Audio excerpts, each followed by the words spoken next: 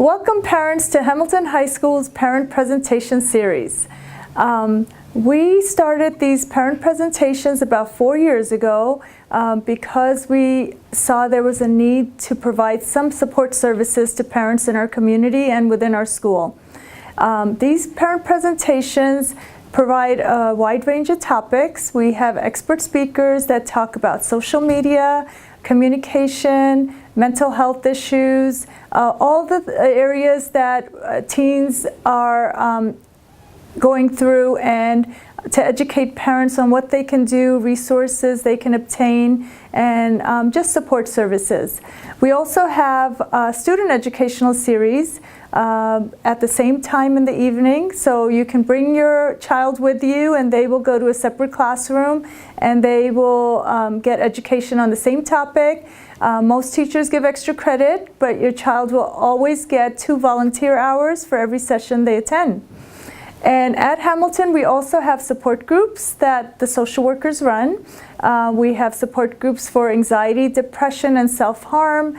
We have groups for grief, substance abuse, anger management, and we also provide one-on-one support to students, as well as meet with parents if there's issues you might be struggling with and need some professional guidance. You can come and meet with us. And so at Hamilton, we provide a great deal of services. Please contact us if you need any additional support, or we can sit down and talk about ways that we can help you and your child be successful during these high school years. Thank you so much for coming to our presentations, and these presentations, as you can see, are videotaped and will be available 2 weeks after every presentation, along with the PowerPoint and any other materials. We will have them on our website. So thank you and have a great day.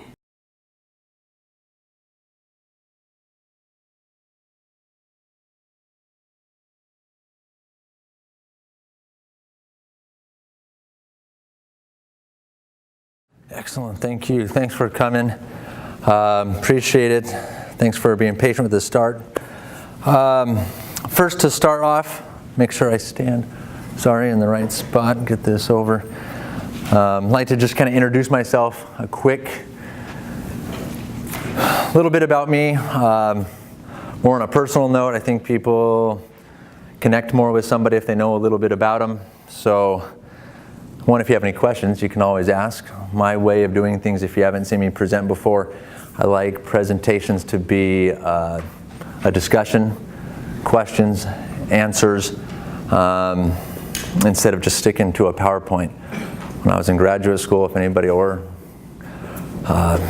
undergraduate, if you ever had a professor that just stuck to a PowerPoint and read it, very boring, very dry.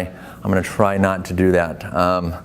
Since I've started doing this at Hamilton, I never did do PowerPoints until this year, and they said they really wanted them because they made the videos to put online.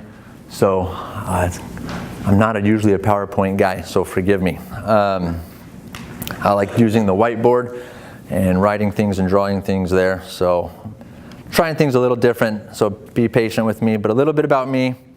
My family, I'm married. Have 3 children. One of them you'll meet tonight. So I'm doing something also a little different this evening.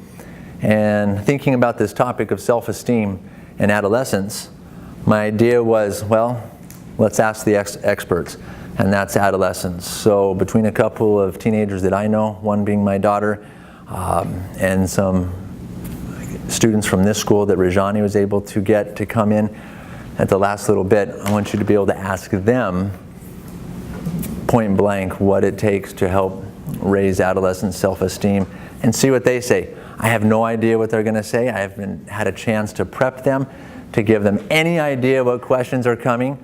So it'll be very candid and very raw. And I hope I believe wholeheartedly that they'll give some straightforward answers. I work with adolescents a lot in my private practice, and it's amazing. Kids they're pretty forthright, and they'll tell it how it is. So they may be able to tell you a lot more and give you some more insight into how to help raise our adolescent self-esteem than I will through this PowerPoint presentation. So I really look forward to that. I kind of was hoping I was going to get them in here first. to then see if the research and the information that I have backs up what they said, but we'll just have to do it opposite, and that's okay. So I do have 2 adolescents myself, a 14, almost 15-year-old girl and a 13, almost 14-year-old girl and a 9-year-old son. I do a lot of hiking and camping. This is an activity at Zion's National Park with Boy Scouts that I help lead as well this last summer. I love backpacking, and again, anything outdoors is me. If I could do therapy on the trail, I would. That would be my ideal therapy session. And then I might hear more about this actual trip.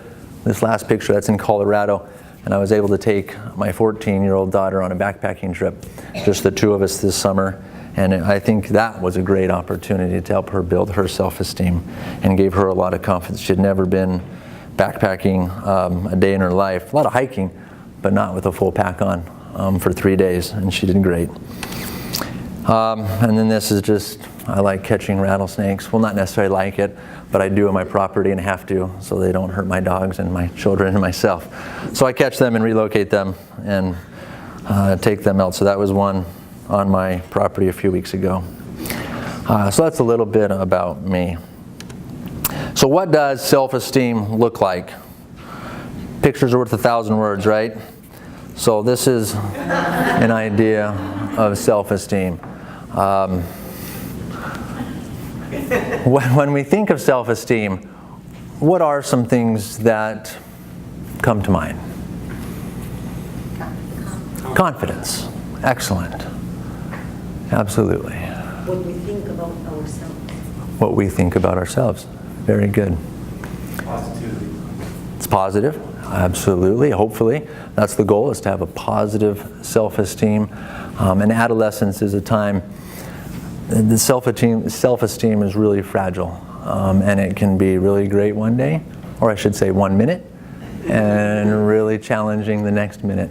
And we really don't know where that transition comes from and what happened. And I'm sure you have a lot of stories in your own lives and your own kids of thinking they're doing great, feeling great about themselves, something will happen, and then all of a sudden they just can't stand themselves, they're horrible, they're ugly, they're this, they're that. And it can be really challenging and emotionally, an emotional roller coaster. Some definitions, and I don't have too many of these, I mostly list, but a couple of definitions that I thought were worthwhile. First, go to the classic, Webster, confidence and satisfaction in oneself or self-respect. Another great source, Wikipedia, or maybe not so great, but common. Actually, I really did like this definition. Reflects a person's overall subjective emotional evaluation of his or her own self or own worth. It is a judgment of oneself as well as an attitude toward the self. That judgment, I think, is a big word. Worth is a big word. And adolescents are constantly judging themselves and their worth and comparing themselves to their peers and whatnot. And then from the self-esteem workbook, which I'll show some resources that I really like, a realistic, appreciative opinion of oneself. And so another good definition. Sorry, I do have to use the whiteboard. It is just my style. But I would like to start off, now that we've got kind of a definition, got some ideas here. I also want to get your,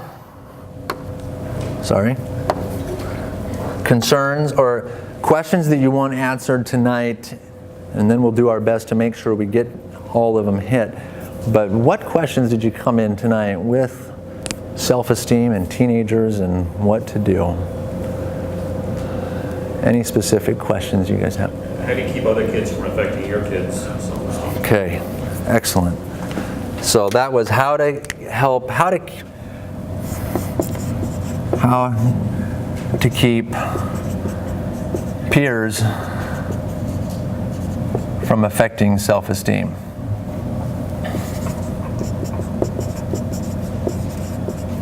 It's an A, isn't it?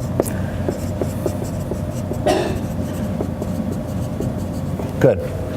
Heather. How do they internalize what we tell them? Excellent. How do they, meaning the adolescent, internalize what we say? That's a great question, because we can ask a very benign and simple question. Did you get your homework done? And they interpret it as, what's that? Get off my back. Get off my back. What do you think? I'm stupid. I'm incompetent. And you're like, whoa, what just happened here? So that's a huge piece in understanding that. How do you let them know that their self-esteem or self-worth is not related to their accomplishments? Okay, how do you let them know their self-esteem is not related to their accomplishments? So,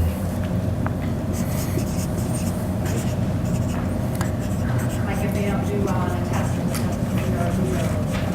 right. I'm going to say success, shorter.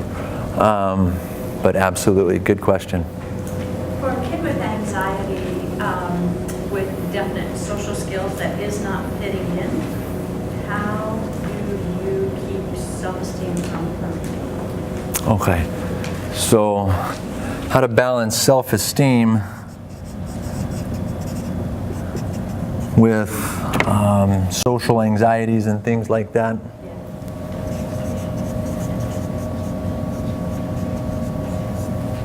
Great question. Any others to make sure that we... How you had said about with peers, with siblings.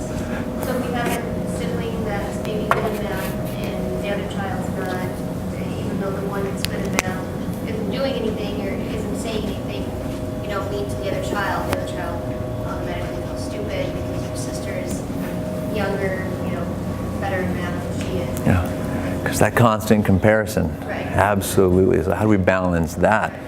And that can be a challenge, especially if we have one perhaps gifted child, so to speak, in certain areas, and the other one struggles in those, and that's a big difference. Kind of ties in with that first peer issue, but my son, who's a freshman, doesn't seem to have any problem with the other boys. It's the girls that make his self-esteem comment. Like one day he's got a girlfriend and everything's great, and then the girlfriend's friend thinks he's a jerk, and now everything's bad. Now they're on a 2-week break because the opposite sex. Opposite sex issues, because that's huge with girls too. I mean, I just had a first-time client, 18-year-old senior in my office today, and that's a big thing. And her goal coming into treatment is how not to be so dependent on what others think of her, and especially boys. So that's a big issue. Because in that age group, we're trying to, especially, well, I would say older teens, junior, senior, it's a big part of their growing and their maturation of learning how to interact and connect with the opposite sex. And it's awkward, and they can really be affected by that. Absolutely. Good. There's an easy way to kind of read the child's self-esteem, so if they have a healthy understanding. Oh, good. How to read self-esteem.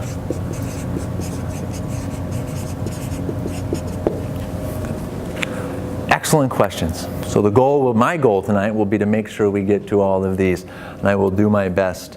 Some of these will be really good for them too. So I'd like to ask some of these questions to the panel as well. We may have anywhere from 5 to 7 teenagers coming in from freshman to senior. So I'm really excited to see what they're going to say. A little nervous to see what they're going to say. But I'm overall really excited because they're great. I love adolescent panels. I've worked with them before in different topics. And again, they just say it how it is, and they'll tell you. Now, unless outside of myself, because I'll have one of my own children here, but if you have one of your children coming on the panels, that may make it a little different. But all right, so let's when we start working with self-esteem, we want to look at the concept of core beliefs. Has anybody heard that concept when it comes to individual work or whatnot, or how we view ourselves, the idea of core beliefs? Or is that new? A lot of times I think of religion or spirituality, other times like doing to others. Okay, so there's some big beliefs that we try to instill and teach. Absolutely. And when it comes to core beliefs, it's really that beliefs I have about myself. I am blank. Or people are blank. Core beliefs can be about self, they can be about others, they can be about the world in general. And when it comes to self-esteem, when people struggle with it, and this is both adults and adolescents, and I work with plenty of adults that struggle with self-esteem issues, core beliefs is going to be the foundation work. And we can talk a lot about how those originated, and we'll get into that in a little bit. But the idea is that core beliefs are the fundamental building blocks to our self-esteem and their basic assumptions about your value in the world. How does that look? It looks like this. So these are examples of core beliefs. I'm not talented enough, not smart enough, not good enough, not pretty enough, and all of these. The good enough is probably one of the biggest ones. But also there's a lot of self-esteem that's surrounded around body image in today's world, and both for young men and young women as well. My experience is predominantly, you can tell me what you found, probably a bigger issue for young women in the world in which we live. There's a lot of expectations of how women look, and if they don't look a certain way, then they're rejected by their peers, by society, by a lot of things. And that starts really young, and it can even start in the home. Sometimes, well, I think always innocently enough or with good intentions, what we say to our children, especially our daughters, trying to motivate or encourage certain behaviors, but it's a really sticky situation. You know, and that body image is big, and I think a challenge that I have as a dad of 2 teenage daughters and as a counselor of teenagers is, how do you balance being healthy and self-esteem, but not focusing on looks, weight, whatever, and it's this balance of very delicate of how do you navigate that. And so that can be a big challenge for both young men and young women. Any thoughts on that? Anything going through your head so far that you'd like to share, say, ask in regards to this idea of core beliefs and how that is foundational to self-esteem? So how do you change core beliefs? If you figure that out in a good way that it's effective, let me know, because we'll be rich. No, it is. It's a delicate process. The earlier we get, though, this is the good news about talking to you and working with your children, is if we can start it earlier, we can catch it earlier, the easier it is to change. In my private practice, when I'm working with an adult who's in their 40s or 50s that has these same core beliefs that started in adolescence, to try to change them is a lot of work. And if we polled everybody in this room, there's going to be some people with some negative core beliefs in here. It's human nature, and unless we've really worked hard in our life at gaining a positive sense of self, this is a big challenge. And so this is kind of what tonight's all about, is how to instill, what are things to stay away from, and what are things to be doing as parents to try to build this identity of I am good enough, I'm smart, I'm pretty, I'm good, I'm all these good things, or whatever positive affirmations about self, or not affirmations, beliefs. Because we can say positive affirmations, I'm good enough, I'm smart enough, and doggone it, people like me. You know, if you remember Stuart Smalley, but we can say that all day long on the surface, but if our core is like the opposite, all those affirmations in the world aren't going to affect it until we identify how these core beliefs started. And the scary thing is, most core beliefs start late childhood, early adolescence. By the time they're out of our homes, oftentimes, and think of yourself, by the time you left home did you already have your kind of sense of who you felt you were, whether that was positive or negative? You probably did. And so this is why this is really crucial years to start to help and develop a healthy sense of self in our adolescents. So first we want to start with some sources of low self-esteem.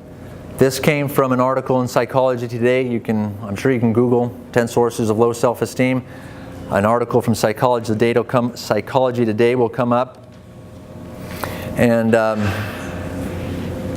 you'll get more information on each of these tips. We're just going to kind of go through them briefly, and I'm going to hit the ones that I see in my practice as kind of the dominant factors in what creates low self-esteem.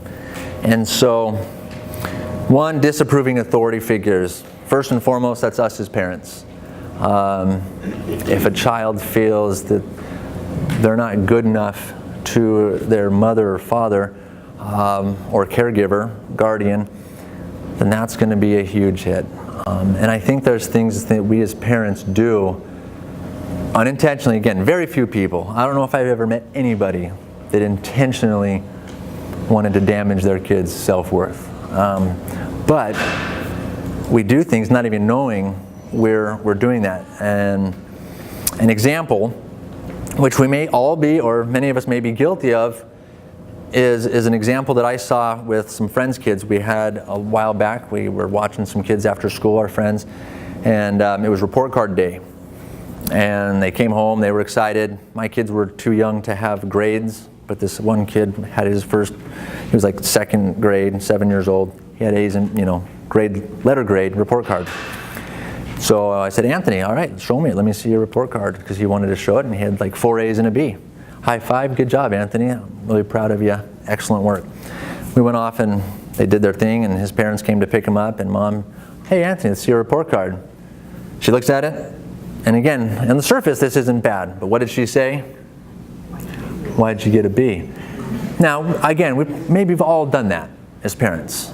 And I just saw his countenance and his face just go, oh, well, I don't know. And then, and he started, him-hawing. Does that make her a bad parent and ruining his self-esteem? No, it's not. But if things like that are chronic and they're consistent over time, and everything the child does, we as a parent always find, well, you could have done better. Well, what about this? It's going to be over time starting to get this self-doubt is go, wow, can I do anything good? Am I good enough? And then we start to have a core belief of, I'm not good enough. And again, if you've heard me do this self-esteem, you've probably heard me share that story. It just really impacted me as a parent watching it unfold, and it was just interesting. And they're great parents, great kids, great friends, love them dearly, but just kind of watch that example. Uninvolved or preoccupied caregivers. This is a big one. And kids will come in a lot, and when I work with them, they talk about how mom or dad's too busy this or not interested in their life. And whether it's legitimate and they work a lot, or maybe they're preoccupied with TV, sports, social media, other things, or don't have time to interact and engage with their kids. That's a really big thing. Because what's the message that sends to a child? And the younger they are, the bigger the message, and as a teen too, if they're perceiving that you're not spending time with them, what's that message? Not important. Yeah, they're not important. And this thing or this activity is more important than me. So that's a big one. Any thoughts, comments? And if you get the idea that a lot of these are going to be our responsibility as parents. It really starts at home. It really starts with our relationship with our kids. Authority figures in conflict. Another big one. If we're married or in a significant relationship and that's not going well, and our children see us constantly or consistently or regularly fighting, arguing, that can affect Why might that affect a kid's self-esteem if they see their parents arguing and fighting? How does that have anything to do with kids' self-esteem? Yeah, because a lot of times parents argue about what? Parenting issues and what the kids are or not doing. And so they'll get that and they'll hear it. And even if they say, my clients will say, well, yeah, but we do that in the bedroom. No, kids' ears are glued, they're open, and they're listening. And so, yeah, and a lot of times they hear us fighting about them, so they think it's their fault. Absolutely, so that's a big one. And so my encouragement with my clients that come into my office is, if you want to help your kids be well-adjusted and have healthy self-worth, learn how to get along. And that's even for divorced parents. I have a lot of divorced parents come in with child issues, and one of the first things I ask is, how is your co-parenting relationship? And 9 times out of the 10, if they're in my office, it's not really good. We don't talk a lot. We only communicate through this service that allows parents to communicate, or we only do by text, or this or that, or when we do, it's conflictual. And so I really encourage those parents to come in and get some co-parenting work and set aside their differences and be able to respectfully co-parent. But that obviously takes 2 willing parties. Does that make sense? Any questions? Any whatnot? I want people to know you can disagree with me. You can say, hey, what about this? Does this make sense in this situation? I'm okay with that. Bullying with unsupportive parents. So again, a kid's getting bullied at school and they come home and talk about it. And it's, well, did you punch him back, or don't be a wuss, or whatever. And no, don't worry about it, it'll blow over. Not addressing it, not meeting your child's need. Now obviously some of this is school-age kids, but it can happen in high school as well. Bullying with over-supportive parents. What does that mean? Right now, we're going to call the principal, we're going to call their parents, we're going to talk to them, I'm going to go down there. You know, that we call a helicopter parent. And so that can also affect a kid's self-worth as well. And I didn't figure out how to get those all separate, sorry. But, and then bullying with uninvolved parents. Again, that parent is just disconnected. They don't have a parent to go to talk to and share these things with, or if they do, they just kind of blow them off. Academic challenges with support. Again, they're struggling in school, but they don't have the opportunity, the ability to get help from us as parents or other professionals. I know if you're like me, I try to help my kids with math, and I was pretty decent in math in school. It was one of my strong subjects, but they're teaching it totally different today. So I try to go, hey, this is what I did, and like, oh, that's not what my teacher showed me. I'm like, oh. So sometimes we might have to get some outside support with school or academic stuff, because if you're like me, it's been a while, and I'm not much help in that department. So I have to find someone else that can. Trauma is probably one of the biggest things. You can see trauma and bullying are highlighted in blue for a reason. And trauma can be a wide range of experiences. The big events, physical and sexual abuse, is huge. That can obviously affect self-esteem. It's one of the biggest things I work with in my office with teenagers. And the statistics are pretty alarming, especially with young women. A lot of the statistics are self-reported. And so I think the last one I read was between 25 and 30% of young women have been sexually abused or molested. And that's self-report, so I'm guessing it's significantly higher, because I'll get a lot of people, even in their adult years, at, say 40, telling me, yeah, I was raped at 15, and you're the first person I've told. And so that's not uncommon, unfortunately. And so a lot of these kids are carrying around a lot of stress and experiences. Now, again, that is the minority of kids, but we can't assume it'll never happen. My youngest daughter, 13, wanted to go to the mall or movies with a group of friends. I'm like, well, who are you going with? And she listed off about 4 boys. And who else? Oh, that's it. Maybe I'm overprotective, I don't know. But I said, absolutely not. You get another couple of girls to go with you, and I'll be fine with it. But, oh, Dad, they're good kids. They're not going to do anything. And I guess I'm jaded as a therapist. I've heard too many horror stories, and I just don't trust them. But the boys, that is. And so I told her, well, if you would have taken karate like I asked you to 5 years ago, we would have been okay. Maybe I would have let you win. But yeah, and then trauma can range from obviously those severe and extreme to emotional abuse, which is not minor. And sometimes it can be just as damaging on self-esteem, if not more, than physical and sexual abuse. Emotionally unavailable parents, research shows, can really damage a kid's self-esteem and be more traumatic, or just as traumatic as the big forms of abuse. And so, and bullying can be traumatic. And so there's a lot of different examples of trauma.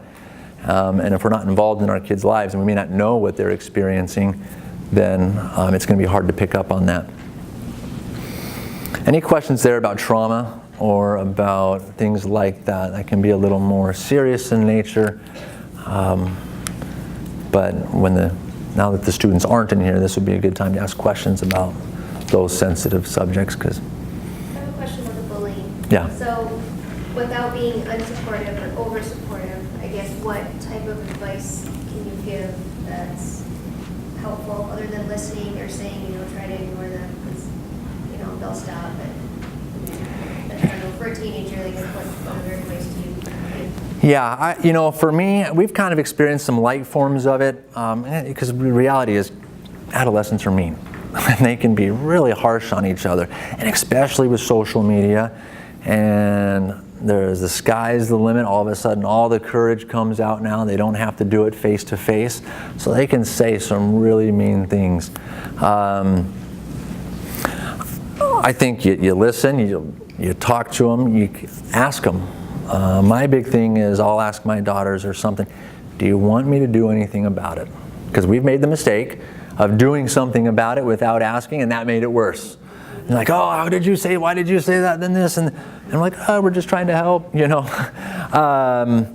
And so I would ask, obviously, if it's serious enough, whether they want you to ask or, do something about, contact the principal, or whatnot, then you can do that. And that could be peers, that could be teachers, that could be, I did have to write an email to a teacher that I didn't think he was doing some appropriate things, not relationally, just kind of mean, and got a really poor response from him. So I'm like, okay, well, clearly he doesn't get it. And then I asked my daughter, do you want me to do anything more? And she said, absolutely not.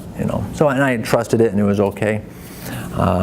Other times I had a client that a teacher was emailing her kid a bunch, her 14-year-old daughter, and a lot, again, nothing sexual, nothing outlandishly inappropriate, but just the amount, and was a big red flag. And she did go to the principal, and it was a pretty big ordeal.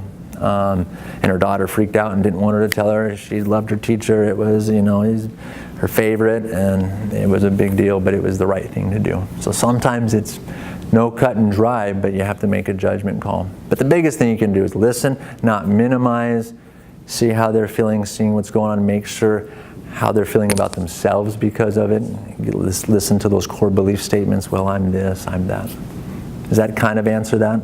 Kind of. I know it's not a hard fast because there is no do this, because every situation is different.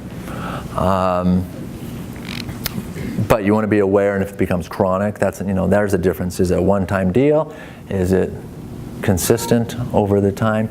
And obviously, let's be honest, this is a sensitive subject, and especially here at Hamilton, you've struggled with some things over the years, and it's sensitive, and you want to make sure your kids are safe. And so that's where the communication comes in, and you really want to do the right thing and just listen and be there and talk to them. But sometimes you can do your best, and they'll never tell you these things. They'll hold it in, and they won't say anything until either something big happens or whatnot. And so we can always do our best and still miss things as well.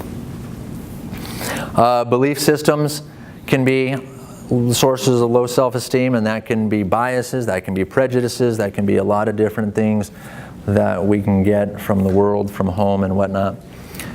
And society and the media can be obviously a huge source of low self-esteem, and what the expectation is to look like, to be like, to act like. And I could probably talk for a while on that, but that can be pretty negative. Obviously. Any thoughts, comments, anything you would add to a list that can decrease self-esteem in our kids that's not up here? Kind of a follow-up on the question. What do you do with kids with different personalities? If your kid is pretty outspoken, whatever, that's probably easy to deal with. But if your kid is pretty withdrawn, introverted. That's a great question, because the same kind of, we'll say, bullying can happen to two kids with two different personalities. One, it affects them. One, it kind of blows off. I don't care what they say about me, no big deal. Another kid, they totally internalize it, and it devastates them. So I think knowing our kids' personalities too is another aspect to be able to deal with it. You just want to have that relationship with your kid, that they'll talk to you, hopefully, and tell you how it's affecting them, so you know then what steps to take. I think it has to be personally pretty drastic to do something about it. I kind of use my therapy confidentiality guidelines.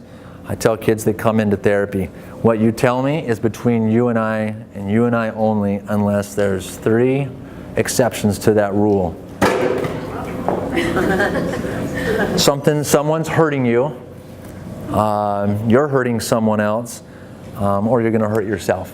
So when safety is involved, then I know I have to do something about it. And that may be a more clear-cut answer to you. If it's emotions, if it's this, there's always exceptions to every rule, but that's kind of my litmus test. Now, if it's chronic, that may be one other thing, and then we have to address it.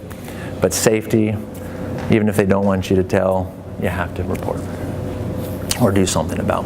Any other thoughts on that topic? So I think this is a good list of things that we need to be aware of that can damage and lessen self-esteem. And so we just got to be aware of it. How much does hormone changes? Yeah, the question is, how much does hormone changes come into play? Well, I think it can come in pretty significant, and like that's that different. The start of the day, they can feel great about themselves. At the end of the day, they can feel horrible about themselves, and then the next day they wake up and they're totally fine. It can just go like this. Had a young woman today in my office, right before I came here, the 17, and her comment was, I really, really hate myself sometimes. Wait, what? Tell me more about that. Is it you really hate yourself all the time, just sometimes you push her under the rug? She's like, no, like right now I feel really good about myself. And I'm like, oh, okay. And I believe her, and she's pretty self-aware. But sometimes something triggers it, and man, she just really doesn't like herself. So I think we also got to be sensitive to the ebbs and flow of those emotions and those hormones. And again, we don't want to make light of it. We don't want to use sarcasm against it, I strongly believe, and we don't want to poke fun in those moments when they're feeling vulnerable and less than. We listen, we empathize, we validate their experience, but we also want to build them up and the best we can.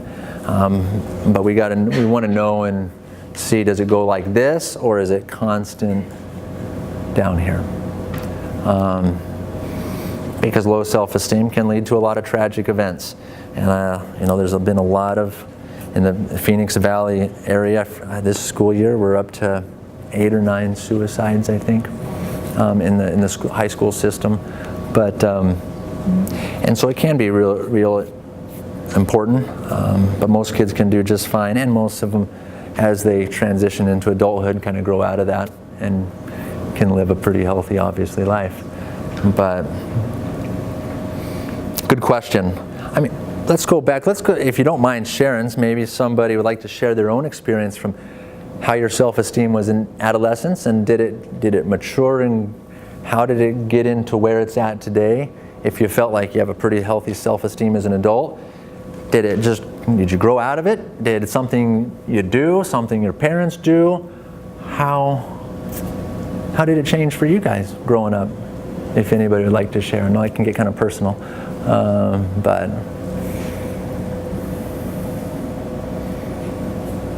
we were all adolescents at one point. It's one thing we all have in common in here.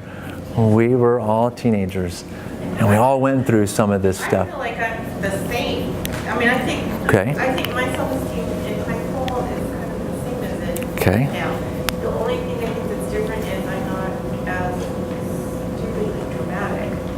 Because I found some diaries I kept, some journals. Like one was from 9th grade and one was from 11th grade. I guess it was the only 2 years that I felt were worthy of writing down. And I threw them in the recycle bin because I'm like, no one should ever read these. These are so pathetic.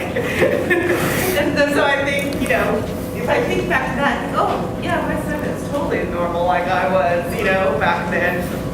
Awesome. But it was definitely up and down. Okay. And I think that's probably pretty common too, both on positive and negative. Sometimes it doesn't just change. And like I said, I work with a lot of adults that still struggle with self-esteem. I'll let you hold off on sharing more about that now. It's actually a good transition. You guys are a little early, but that's all right. Because the next slide is really talking about what we can do, what helps self-esteem, not hurts it. So this is great because I'd rather wait to see what the research shows versus what they're going to share and the questions that you're going to ask them. And so, perfect timing, actually. 1, 2, 3, 4, 5, 6 young people. We'll take about 20 minutes or so, okay? I would like you to be able to ask them questions. I'm going to give the mic to them if that's okay. I'm going to give you a mic, you're going to pass it around to each other. And so they'll ask you a question, and I've told them that not to prep any of you on this. One of you, who's my daughter, prepped a little bit, or told you what kind of questions might be coming. But before we do that, let's introduce yourselves, what grade you're in, and where you go to school. Most of you go here, but there's a couple of you that go some different places. Come on in. All right, so you get to start. You're going to pass this along. Speak into that and tell us your name and what grade and where you go to school. Okay, my name is Sonam Jain. I go to Hamilton High and I'm a junior. I'm Kylie Isaacs and I'm also a junior and I also attend Hamilton. I'm Amanda Arroyo. I'm a senior at Hamilton High School. My name is Garron Griffiths, and I go to school in Mesa at Westwood High School. I'm a sophomore. That's my niece. I'm McKenna Griffiths. I'm a freshman at Heritage Academy. My name is Shrey Surma. I'm a sophomore, and I attend Hamilton High. I'm Tegan Young, and I'm a senior at Hamilton High School. Thank you guys for coming. I appreciate it. For giving up your evening and coming out here and answering some questions to some parents that are trying to learn and grow and be able to help their children with self-esteem. And so I'm going to kind of open it up. They're going to ask you some questions. If you have, you think, do we want to answer that one? Raise your hand. We may be able to get through all of you. We may not into certain questions. I just want you to be candid, forthright, and honest, and tell them from your perspective the answer to the question they're looking for. It's all about self-esteem. Okay? All right. Could you make sure to repeat the question before answering it? Yeah. So try to repeat it, summarize it, repeat it fully before you answer. Okay? All right. I'm going to open it up to you guys. Ask them questions. I got one. Yeah. You guys have social media. My daughters have social media as well, and I have their logins, passwords, and I can see what they're doing. As a parent, looking at, review some of the comments, oh, you're annoying, you're posting too much stuff. At what point do you want your parents to be like, hey, tone down your post because I don't want them to get bullied or feel like they're coming off as annoying in school? At what point do you kind of want as a parent, do I just say something like, okay, hey, you know what, tone down your bullying? Would you guys get like, yo, back off, you know, Dad, you don't know what you're talking about, or it's cool, or just, well, I don't know what point where I'm just kind of like, do I step in and like, hey, you want to calm down on your posts? Did you respond to their peers' posts? Not to the peers' posts, no, it's like, what do I like talk to my daughter and say like, hey, I was reading some of the posts. I don't want to feel like well, I got their passwords and I can see where they're going, and I see the comments, but I want to know at what point do I talk to them and say, I'm reading the comments. Okay. It's, you know, you're kind of posting a lot. I see that you are. Tone it back a little bit, so that way you're not going to get so many mean responses. Okay. Let me kind of rephrase that question. So the question was, when can a parent step in and talk to you about what you're posting on social media? Really quick summary. Anybody like to answer that specifically? Thank you. Okay, so asking when you should step in on your daughters.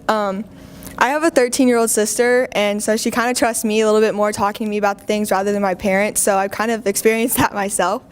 I feel like a lot of kids these days, they post things to like gain self-confidence, or because they are confident in themselves and posting it, and they're being self-confident within themselves to say, look, I'm happy with myself. I would say as long as your daughter isn't posting anything, you know, that inappropriate or anything like that, that you shouldn't necessarily have to step in all the time. I would suggest that if people are leaving mean comments, she can go in and block them and then unblock them, and it will say that they're no longer following her. So that way, if they go in and try to see her profile, then it won't say that they're blocked. It will just say that they no longer follow her. And if her accounts are private, then they have to request again to follow her. So that's when I would step in. Can you guys show us, just by raising your hand, how many of your parents have all of your logins and that follow you on Instagram? We have one of them. We have to have full or What? There's one or the other. Okay. One or one. So, Were you asking whether they have our logins or whether they follow us? okay, I guess that's two questions. Yeah. One, do they know your phone logins for all your accounts? Okay. So raise your hands on that. Okay. Okay, and then the second question is, do they follow you? Have you accepted their follow? Block them from things. Yeah. No. Okay, and then I guess, how much do you allow them to see? All of it. It's not, yeah. Can They you can see block what they want. certain, like, you know, well, you can have a fake account, right? So, okay, you hold your parents. How often do you delete your messages? Repeat the question. How often do you delete your messages? I don't ever delete my messages. If my parents want to go through my phone, then they are. I think it just depends on who you are. I also feel like if you overbear your child with wanting to always go through their stuff, they're going to start deleting everything, even if it's not bad. And then that can make you guys suspicious of what they're really doing. So, I mean, it's nice to be able to like check your kids and like see what they're going through, but don't overdo it, because then they're gonna like start closing you out, and then you could be suspicious. Yeah. I completely agree with Kylie. My parents taught me when I was younger, hey, this is what you do post, this is what you don't post. And they were more observant when I was younger, maybe around freshman year, sophomore year, 8th grade. And now that I'm a senior, it comes natural. So it's something you teach your child in an early age, rather than, hey, what are you posting right now? Hey, who's texting you? Because I've actually gotten closer with my mom because of that, and now I'm like, oh, hey, this girl posted this about this, and she's like, ooh, okay. So my mom's all over my social media, but she doesn't have my passwords. It's just that she trusted me from an early age. Yeah, to kind of add on to that, I think it's really important to have an open relationship with your kids and not constantly not trust them for what they do, because once the trust kind of diminishes and they're constantly taking your phone or going through your social medias, kids find the need to hide things more even when they're not doing something wrong. And so it'll make the kid seem suspicious, and then kind of create an imbalance between the relationship between a parent and their child. So I think it's just important to trust your kid and talk to them every now and then, see what's going on with them.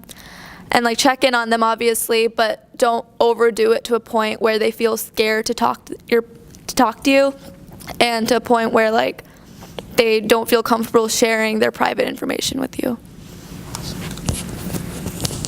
I'm going to hold on 1 second. Let me just change subjects for just a minute. Great social media questions.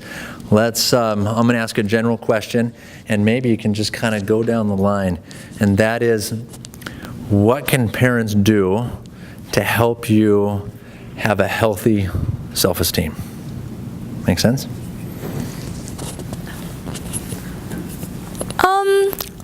I think parents, to help their kids to have a healthy self-esteem, they can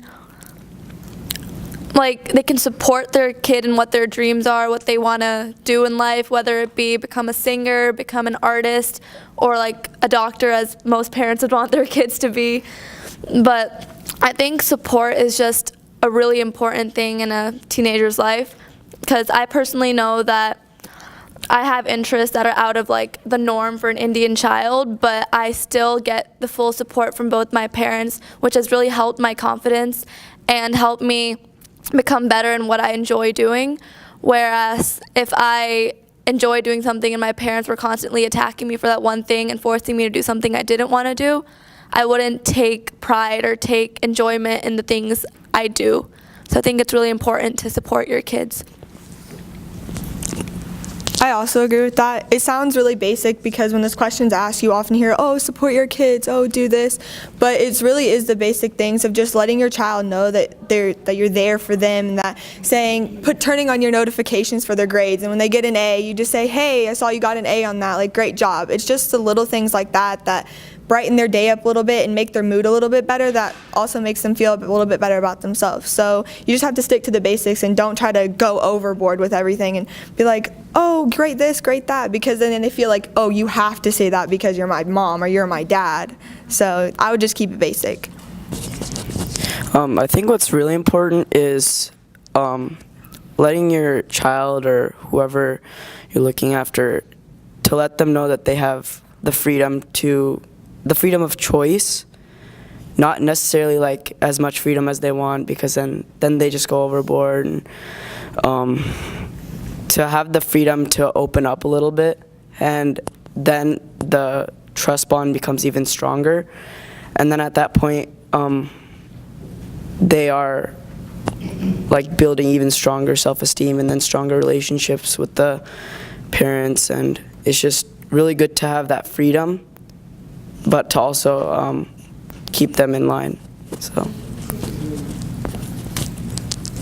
One thing with self-esteem that's very important is definitely being supportive of your child, but being over-supportive and saying, hey, okay, you want to do this, you can do whatever you want, kind of defeats the purpose, because then they think, oh, you're just saying that I can do whatever I want. And for you to give advice about things and criticize some things that they want to do shows that you care, and that's very important with a child, so that they know you care about them, you care about their future and all that kind of stuff.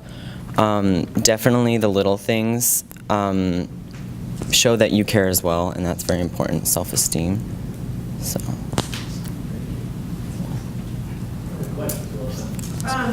So a little bit of an elaboration maybe on the support and the checking in. You know, I find that one boy likes to talk right before bed and the other boy likes to talk right when he gets home from school. So today he comes home and he goes, oh man, Tori wrote this paragraph to me. I shouldn't use names because some of you might know somebody. This paragraph of why she doesn't like me. I mean, this is the best friend's girlfriend. So then I'm thinking, okay, here we go. We're checking in, but I don't know how much you want to share, because, you know, he's not going to want me to read the paragraph. He's not going to want me to fix it, but I want to be interested and supportive, and I want to tell him, like, well, she's full of crap. You're great. You know, how does she have a whole paragraph to say about you? So what are you looking for in that support, parental support, and that check-in each day, without us being over supportive? Personally, the question was what are we looking for in the check-ins? I think the majority of the time, your child just wants to relieve steam. They will tell you what they're willing to tell you and what they feel that you should know, because there's always stuff going on behind the door. So I think my mom likes to ask questions and stuff, and if I feel comfortable, I'll tell her. If not, I'm like, and then she's like, okay, I understand, because I do have my life. So I think it's just more of a relieving steam than anything else. Go ahead. Yeah, my question really is, how do you feel that parents that they control your social media, they want to know what you say, what you do, what did you delete, what did you brief? I mean, how affects your self-esteem? I think this is a freaking situation. I can't do that to my child. This is crime. So, but I want to know from you, if parents that are doing all these things, knowing basically spying every moment, what did you say? Mm-hmm. What she said? What you said? So how did that affect your self-esteem? This is my question. In the past, I've had really bad anxiety. Oh, you mean to request? Okay, the question was, how does all of this affect your self-esteem, like poking and prodding and spying on your child's life? I've had anxiety in the past, and I know that when I go to talk to my mom, that I do just want to relieve steam to her, but I also want her to be my mom, and I want her to support me. But then again, I also want her to be my best friend and say, what? She can say all of that about you. And I know it sounds crazy because you can never tell which one am I supposed to be in this situation. And to be honest with you, there's no real answer. You just kind of have to,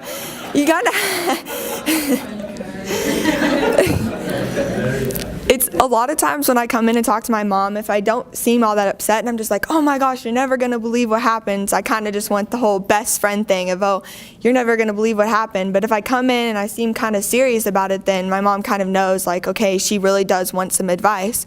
But all of that goes with the self-esteem, because if my mom is like questioning me and poking at me, and she's kind of treating me like I'm being interrogated, and it makes me feel kind of like questions myself and like, what am I doing? Should I have said something to her? Should I have stood up for myself? And it kind of like brings me down a little bit, and then I start questioning myself on the inside, which also starts to affect my self-esteem. Okay, so I'm gonna target your question first. First off, I think it's a pretty big deal that having two sons, they trust you enough to come talk to you and share things. So they're doing something right, so that's good. And second, if something like that happened and someone's giving them a paragraph of why they don't, wait, first of all, how old is he? Freshman. Okay, that says a lot. Because first of all, those problems will go away once he gets a bit older, because freshmen are freshmen. They don't like confrontation, so they'll make a paragraph of why they don't like the kid, give it to them, hopefully to bring them down. But your son, I think he shouldn't take too much, he shouldn't like think about it too much, because it's one person, and you said it's his best friend's girlfriend or girlfriend's best friend, something. So clearly they're not that close anyways. You have to remind them that too. Yeah, like you have to remind them that the stuff written in it, like even if you don't know what it said, it's probably not true, and he needs to stand up for himself, and if he doesn't, he needs to believe in himself and just not take those words to his heart. But let me interrupt for a second. That sometimes when you guys are down and we as parents, we try to say, no, don't listen to them, you are better, and then they say, well, Mom, I really appreciate it, but you are my mom, that's what you are supposed to say, but I know better, you know? Yeah. And sometimes like, what can we really say or do to really help you guys get out of that hole, you know?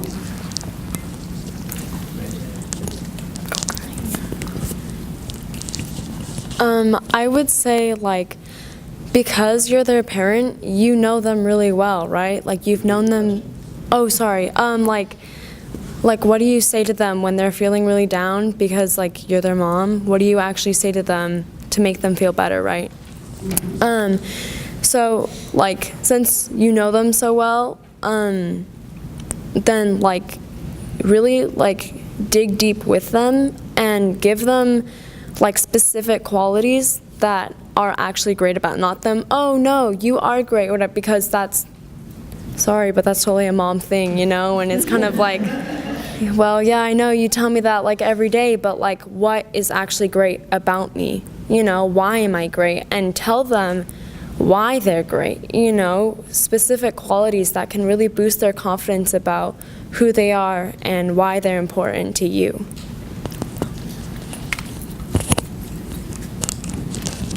To add on to that, it is true to be specific, but there's always going to be those times where your kid is just going to be so down that no matter what you say, it's not going to matter to them. But you just have to, like, reassure them and just check on them over the next couple of days, or if you don't think it will last that long, next couple hours, and just make sure that they're okay. And you just have to even reassure yourself that they'll get out of it. They'll bring themselves up, and you have to have trust and belief in them. And if you can believe in them and you believe that they're going to come out of it, then they can eventually believe that themselves. But if they think that you think that they're not going to come out of it, then they're really not going to think they can come out of it. So you kind of just have to trust yourself and trust them.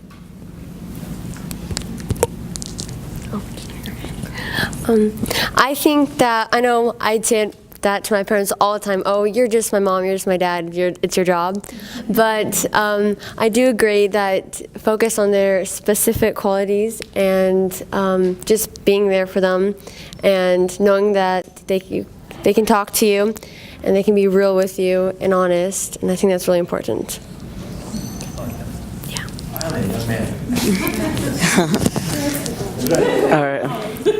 So usually when I think about this, my mom tells me every day, compliments me, all this stuff, and I think parents mostly do that every day. So when something like this happens, I think they tend to not pay attention as much. Like, they're, oh yeah, she says this every day, or yeah, I get this all the time. But then to reassure again, but then probably try to change the way you say it or change the context, to ask them, what do you really think is wrong, or what do you really think can help you to get past this? So, yeah.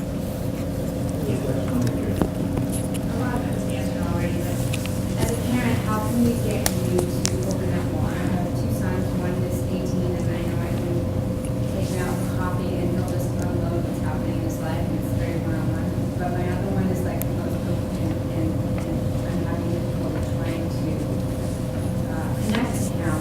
And so, what makes it comfortable for you to talk to your parents? You want to get your son, then we'll get you young ladies as well. So the question was, what makes you more inclined to open up to your parents when you might not feel like opening up to them? And I think definitely being one-on-one with your child would be very important in that situation, or getting to where you can give them specific things about them that maybe make them want to open up to you, or maybe just ask about their day and ask about what things they did that day and opening up, and then start getting a little bit deeper with that. So just because it can be that, oh, you're my mom, you're just asking about how my day is, and then it can turn into getting a little bit more friendlier and deeper with what you're asking and how well or how much your child's opening up to you. So just start a little bit softer, and then try to ask a little bit more, or ask whatever you want to ask your child. Just don't jump straight into it, because that can be a little bit overwhelming and it ends up making you close off a little bit more. So try to be a little gentle is what I would say. If that's So I want to get your response as well, but I want to ask you guys an added part of this, because I think probably what's going through a lot of these parents' minds right now is, I ask my kid how their day is, and what do you say? Good, fine, one-word answers. And parents are longing for more. They're longing for more than fine and good, but I know that's all you want to give. So kind of add that piece into that as well, all right? I'm going to direct this question to you because you did say you have 2 boys. Or whoever has sons, but girls tend to talk about their day all the time. I'm sure you can open up with your daughter. Boys, studies have shown that if you are doing something to distract them that they are interested in, they will open up to you.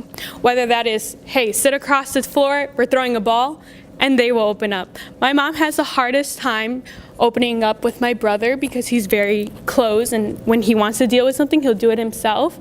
And sometimes my mom will sit him across the table, put a Rubik's Cube unsolved right in front of him, and he'll start telling you about what he thought about this and what he's doing about this. So activities definitely help distract or have boys open up, find out what they like to do. If it's like, hey, let's go ride a bike with your son, and I'm sure he'll tell you something more than I'm fine or I had a good day. So I completely agree with you. I know I open more up to my parents when we're doing one-on-one stuff. Either it's just on a walk or run or just going out to eat. And then I tend to usually kind of talk more about what's wrong, like my problems, what I'm going through. And it's just easier for me. So, anybody else? Sorry. That research is accurate, by the way. She's spot on. Throwing a ball, doing something active, playing a video game. It like activates their mind somehow, and they open up. I know that just my high school experience with boys is very difficult because boys are difficult, but I know that if you're just talking to your son, the boys don't like to talk, especially to their moms, because you're my mom, you won't understand anything, you're a girl, blah, blah, blah. But I feel like also if you do a one-on-one, they're going to feel attacked by you. They're going to feel like you're going to start poking into my life and you want to know everything. And that's kind of why kids are just like, okay. But I know that if my dad, he comes home from work every day, comes into my room, he's like, oh, how was your day? I'm like, fine. He goes, oh, so you didn't do anything exciting, and kind of jokes around with me and gets me to start laughing.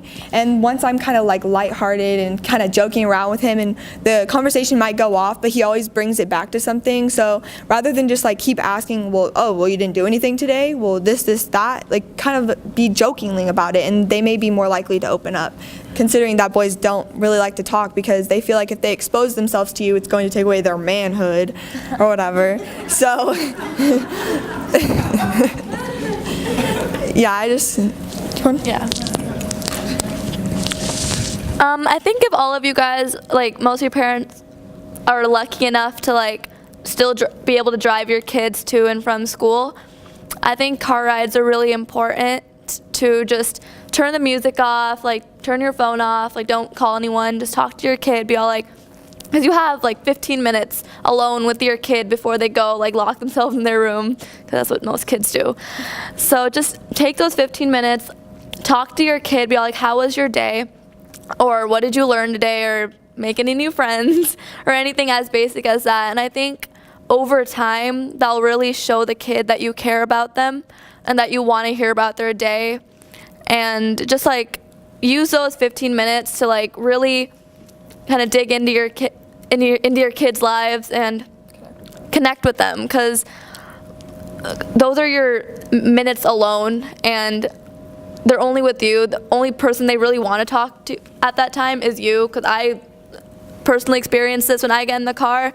I like it when my mom asks me about my day, or tells me what she did in her day, or what she ate for lunch, or what we're gonna go eat for dinner, because food's great. So bond over things you know your kid likes, and just talk about whatever you possibly can, even if it's the smallest thing. And I think that's really important, and it means a lot to the kid, even if you don't realize it.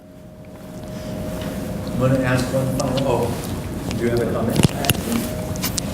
Bring it down. Go ahead. And then I'll ask one more question, and then I'll wrap up.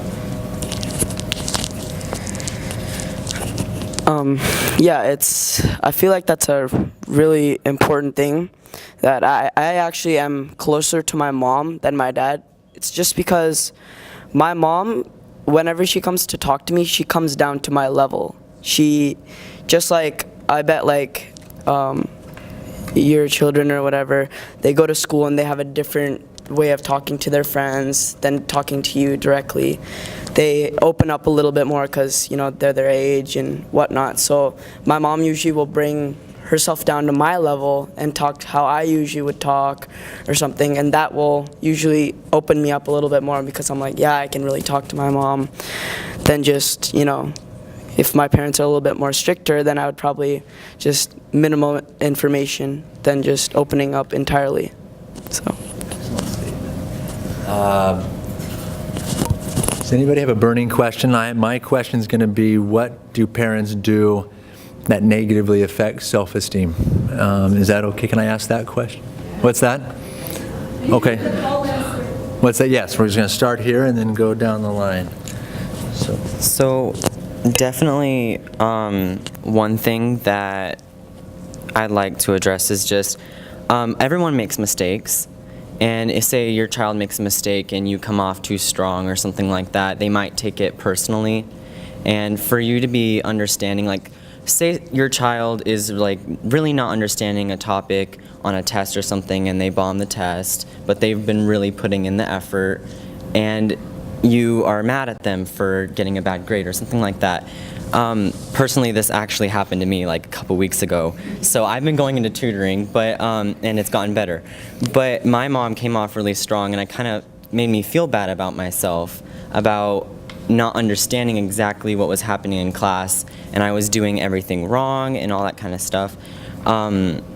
Definitely, I feel like you could just talking to your child about maybe what happened, what they feel like they can do, and maybe if they're not responding, then there's got to be some kind of push from you, even though they might resist that.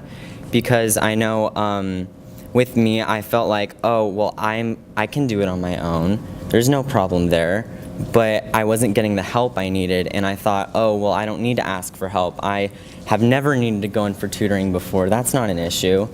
But really, just to open that door for your child and push them to go do things like that, I think would definitely be beneficial for you if they're not opening up and doing that themselves.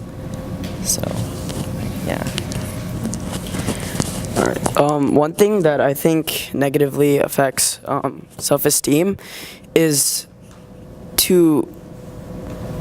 I would say, not to be funny most of the time, because making me laugh and stuff really boosts my self-esteem. And if it's usually like strict and boring and, oh, you have to do this, you have to do that, do this, then I feel like that negatively affects me, because it's not like too much opening up. It's like, oh wow, okay, I have to really do this, and I, won't open up as much, and that will probably negatively affect me. I'll be like, next time I come talk to my mom or dad or whoever was talking to me, I would probably talk to them with minimal information because of how they negatively affected that part. So. Yeah, I think if your child does something wrong, then don't put them down for, they're putting themselves down enough for it. So I don't think doing that more it'll just make it worse. And so if you just like talk to them about like what happened and ask them, then you guys can get through it together. So. Okay, so I feel like a lot of this is like when they do a big thing wrong, don't. But I think it's really important to not freak out about the little things. I don't know, like don't freak out about the little stuff, because when the big stuff happens, they're not going to want to open up to you because you freak out about the little stuff. Like, oh my gosh, my mom freaked out about me when I accidentally cussed. What is she going to think of when she finds this picture on my phone or something? Like, so don't freak out about the little stuff, and then really don't freak out about the big stuff, because that'll help them open up to you and be real with them, be serious with them, and let them know that, yeah, you're a little bit disappointed in that, that they would do that or whatever, but don't freak out on them and scream and yell at them, because that's really going to make them close their gates, close their fences, and it's going to be really hard to get them to open that back up to you. One of the things that affects students' esteem negatively is judgment. Judgment is very different than advice, criticism. If you come at them the wrong way and they feel threatened or as if they aren't good enough and it just affects their self-esteem, you have to acknowledge that high school students are going through so many phases, and that, oh, a test grade is a test grade, and yeah, you have to bump it up, but you can't come at them at a bad angle, because then they won't open up to you, and then it'll bring them down. So if you don't have to agree with the way they handled things, but you have to acknowledge that their point of view and why they did that. Don't, bombard them with questions and, hey, that's not like you to do something like that. You have to understand their point of view, which is very important for students. I just want to start off by saying that all of these questions have made me realize that parenting is really hard because there are a lot of dead ends and I really don't have an answer, and there isn't an answer for some of the questions, so props to you guys for doing it. But I think one of the most negative things is the whole freaking out on your child. And I think that the one thing that you can do to fix that is just really watching the patterns, because patterns really do affect our lives. I mean, if you see that your kid got a bad test grade, don't blow up on them and question them, why did you get a bad test grade? Did you not study? Did you not do your homework? Because for all you know, someone could have bumped into them in the hallway, they went to the next period and they were mad, so they weren't focused on their test.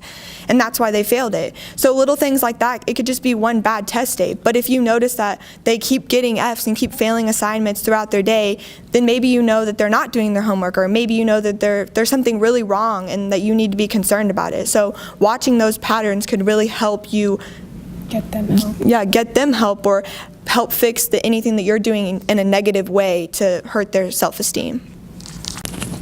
Okay, so I have two things. First off would be if you have 2 kids or more than 2 kids, comparing them, because every child is different and every child has their own interests and friend group and goals and aspirations.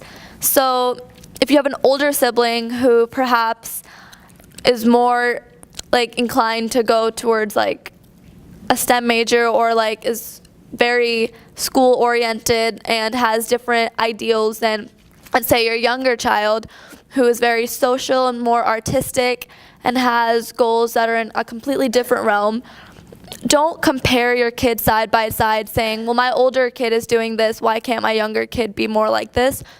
Don't target your younger child or vice versa in that way, because that really targets the child's self-esteem and self-worth, because then their only aspiration in life is to be like their older sibling or to be like their younger sibling. Second would be sarcasm.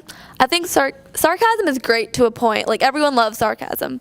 But if your parent uses sarcasm in a negative way to kind of target your abilities or something wrong you're doing, or your intelligence, I think that can really hit a spot in a bad way, because sarcasm can come across as really rude and kind of vain, and no kid wants to feel compressed in such an area, because it's kind of hard to detect sometimes when your parents are being sarcastic or when they're being truthful.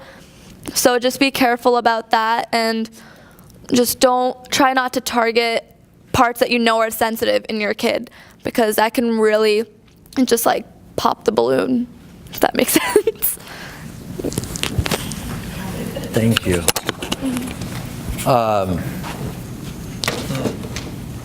Let's please give them a round of applause.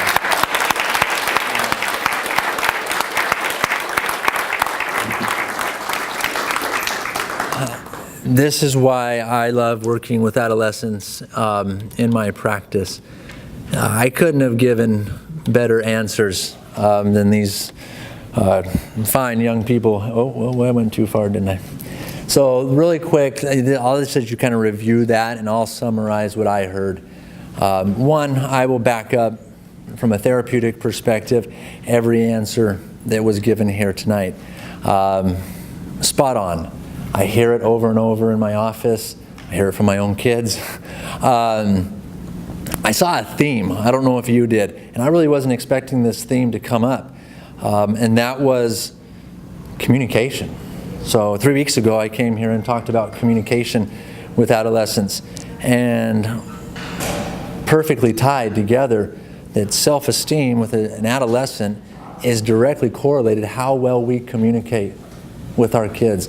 And just awesome statements. I can't disagree with any one of these. I hope you took notes. I look forward to watching the video again and taking some notes because they really did say some outstanding things, and I couldn't have said any better. I think they pretty much hit every single one of those points and then some in there. Any closing thoughts? We're out of time, but anything you would like to share with them or anything, just briefly, as quickly as possible. Well, I was here 3 weeks ago, and the takeaway from that for me was always choose the relationship. Choose the relationship with your child over the rules or the consequences or anything. And that's what these kids every single one of them chose in their answers tonight. So that totally linked the two seminar weeks. And it, you as a therapist recommending that and then hearing it from all of the kids. And then also one thing that I took away tonight that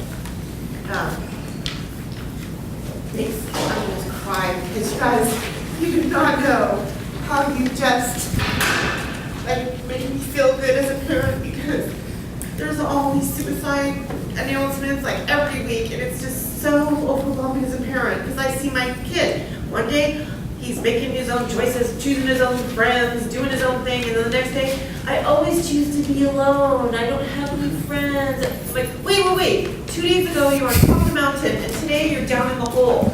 And what you were telling me today is a roller coaster is a good thing. Roller coaster of emotions, roller coaster of grades, because let me tell you, he's getting all A's and B's on his report card, but there are some D's and some F's and some C's coming through daily. And, that kind of freaks me out, there's no consistency. He could go off the deep end at any moment, And you're reassuring me, all of you, in all of your answers tonight, that roller coaster of esteem, roller coaster of emotion, roller coaster of grades is normal. And that, I can't thank you enough for that.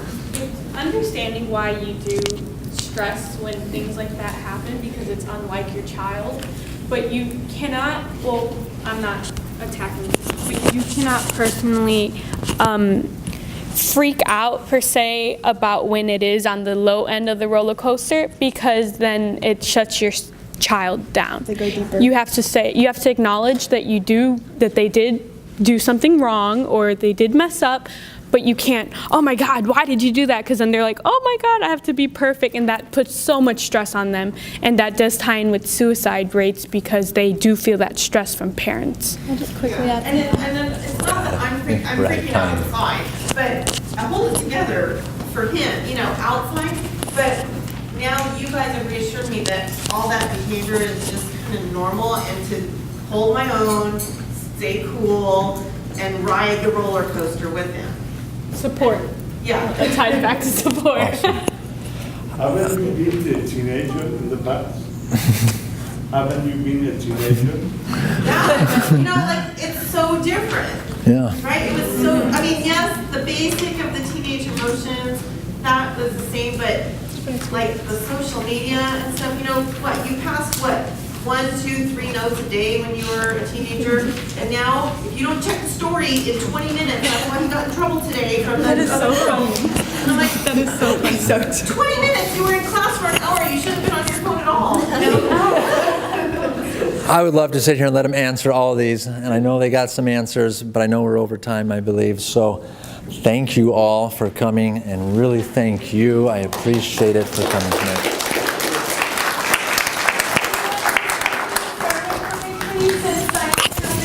Thank you all. Of course. Thank you for having us. Appreciate it so much. That was awesome. Of course. Thank you. Thank you. Thank you.